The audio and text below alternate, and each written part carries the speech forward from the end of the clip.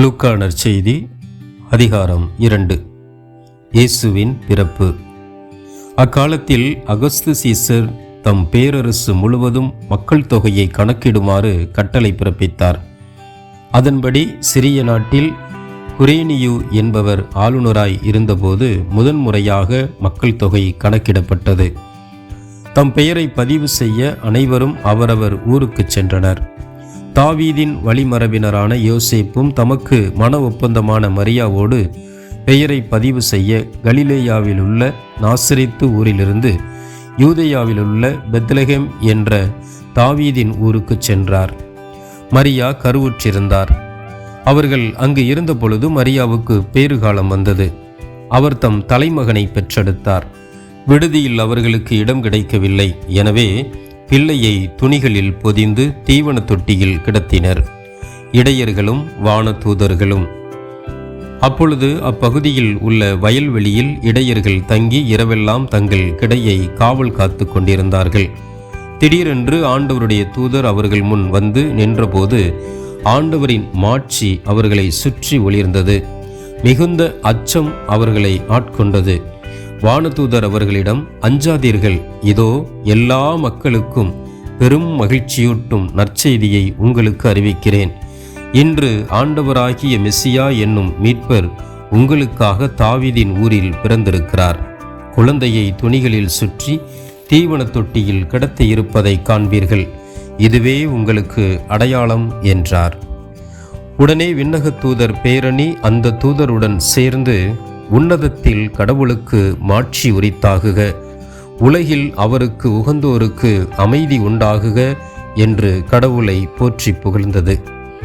வானதுதர் அவர்களை விட்டு விண்ணகம் சென்ற பின்பு இடையர்கள் ஒருவரை ஒருவர் நோக்கி, வாருங்கள், நாம் பெத்லகேமுக்கு போய் ஆண்டவர் நமக்கு அறிவித்திருக்கிற இந்த நிகழ்ச்சியை பார்ப்போம் என்று சொல்லிக்கொண்டு விரைந்து சென்று மரியாவையும் யோசேப்பையும் தீவன தொட்டியில் கிடத்தியிருந்த குழந்தையையும் கண்டார்கள். பின்பு அந்த குழந்தையை பற்றி தங்களுக்குள் சொல்லப்பட்ட செய்தியை தெரிவித்தார்கள். அதை கேட்ட யாவரும் இடையர்கள் தங்களுக்கு சொன்னவற்றை குறித்து வியப்படைந்தனர். ஆனால் மரியா இந்நிகழ்ச்சிகளையெல்லாம் தம் உள்ளத்தில் இருத்தி சிந்தித்து கொண்டிருந்தார்கள். இடையர்கள் தாங்கள் கேட்டவை கண்டவை அனைத்தையும் குறித்து கடவுளை போற்றி புகழ்ந்து கொண்டே திரும்பிச் சென்றார்கள். அவர்களுக்கு சொல்லப்பட்டவாறு எல்லாம் நிகழ்ந்திருந்தது. குழந்தைக்கு விருத்த சேதனம் செய்ய வேண்டிய 8ஆம் நாள் வந்தது. தாயின் வயிற்றில் உருவாகும் முன்பே வானதூதர் சொல்லி இருந்தவாறு அதற்கு இயேசு என்று பெயரிட்டார்கள். இயேசுவை கோவிலில் அர்ப்பணித்தல்.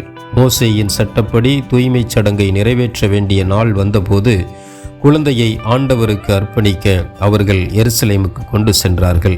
ஏனெனில் ஆண் தலைப்பேறு அனைத்தும் ஆண்டவருக்கு அர்ப்பணிக்கப்படும் என்று அவருடைய திருச்சட்டத்தில் எழுதியுள்ளது. அச்சட்டத்தில் கூறியுள்ளவாறு 2 மாடப்புறாக்கள் அல்லது 2 புறா குஞ்சுகளை அவர்கள் பலியாக கொடுக்க வேண்டியிருந்தது. அப்பொழுது எருசலேமில் சிமியோன் என்னும் ஒருவர் இருந்தார். அவர் நேர்மையானவர், இறை பற்று கொண்டவர், இஸ்ரேலுக்கு வாக்களிக்கப்பட்ட ஆறுதலை எதிர்பார்த்திருந்தவர். தூய ஆவியை அவர் பெற்றிருந்தார். ஆண்டவருடைய மெசியாவை காணும் முன் அவர் சாகப்போவதில்லை என்று தூய ஆவியால் உணர்த்தப்பட்டிருந்தார். அந்த ஆவியின் தூண்டுதலால் அவர் கோவிலுக்கு வந்திருந்தார்.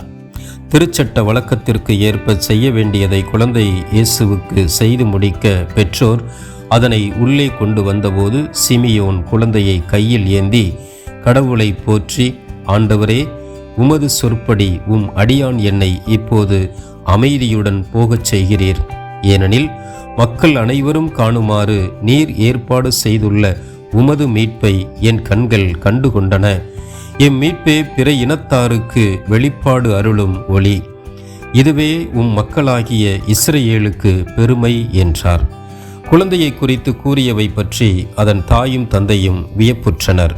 சிமியோன் அவர்களுக்கு ஆசி கூறி அதன் தாயாகிய மரியாவை நோக்கி, இதோ இக்குழந்தை இஸ்ரேல் மக்களுள் பலரின் வீழ்ச்சிக்கும் எழுச்சிக்கும் காரணமாக இருக்கும், எதிர்க்கப்படும் அடையாளமாகவும் இருக்கும். இவ்வாறு பலருடைய மறைவான எண்ணங்கள் வெளிப்படும்.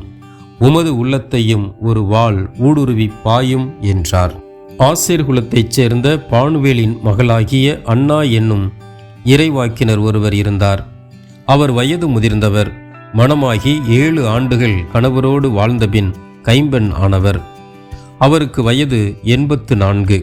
அவர் கோவிலை விட்டு நீங்காமல் நோன்பிருந்து மன்றாடி அல்லும் பகலும் திருப்பணி செய்து வந்தார். அவரும் அந்நேரத்தில் அங்கு வந்து கடவுளை புகழ்ந்து எருசலேமின் மீட்புக்காக காத்திருந்த எல்லாரிடமும் அக்குழந்தையை பற்றி பேசினார். நாசரேத்துக்கு திரும்பிச் செல்லுதல். ஆண்டவருடைய திருச்சட்டப்படி எல்லாவற்றையும் செய்து முடித்த பின்பு அவர்கள் கலிலேயாவிலுள்ள தங்கள் ஊராகிய நாசரேத்துக்கு திரும்பிச் சென்றார்கள். குழந்தையும் வளர்ந்து வலிமை பெற்று ஞானத்தால் நிறைந்து கடவுளுக்கு உகந்ததாய் இருந்தது.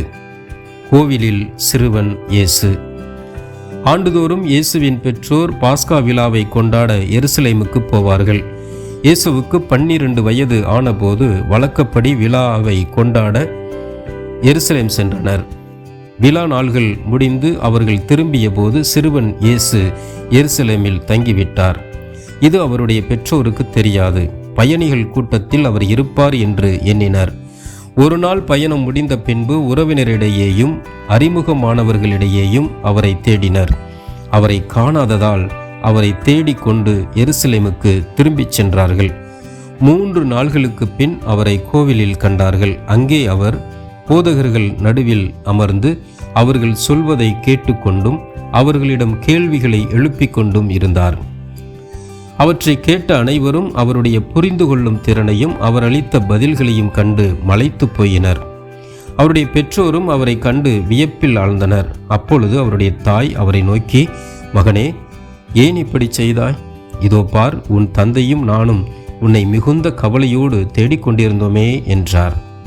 அவர் அவர்களிடம், நீங்கள் ஏன் என்னை தேடினீர்கள்?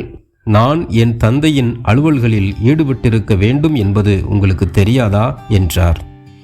அவர் சொன்னதை அவர்கள் புரிந்து கொள்ளவில்லை.